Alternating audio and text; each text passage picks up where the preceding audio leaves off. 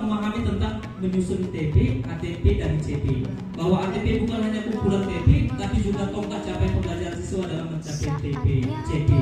Peserta akan memiliki pengalaman tentang membuat TP berdasarkan CP, menganalisis TP, dan merancang ATP berdasarkan CP. Rumit memang bahasanya, tapi begitu praktek gampang. Ya Bapak Ibu ya. Ini CP, ini ada tadi soalnya di Kahoot. Jadi saya agak bela bapak-bapaknya ini. Bu Muji sudah paham betul. Kalau bapak-bapak ini sifat otak reptil, bertindak cepat. Kemudian pembelajar harus memberi keragaman potensi kebutuhan perkembangan diri. Tahapan belajar sifat pembinaan peserta didik. Kita harus sesuaikan dengan kebutuhan peserta didik. Kemudian dengan asesmennya juga.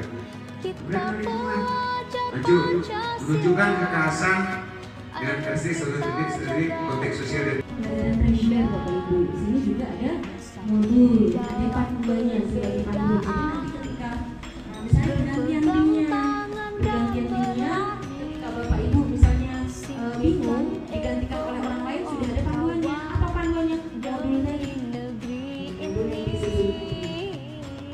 Kemudian merancang strategi pelaporan hasil proyek. Pelaporannya kalau kita belajar reguler yang kita lakukan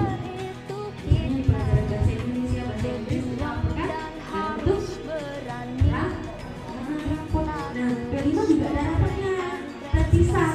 Rapot P5 itu terpisah dari rapot yang intrakurikuler tadi. Jadi kalau P5 itu apakah masuk intrakurikuler atau ekstrakurikuler Bapak Ibu? P5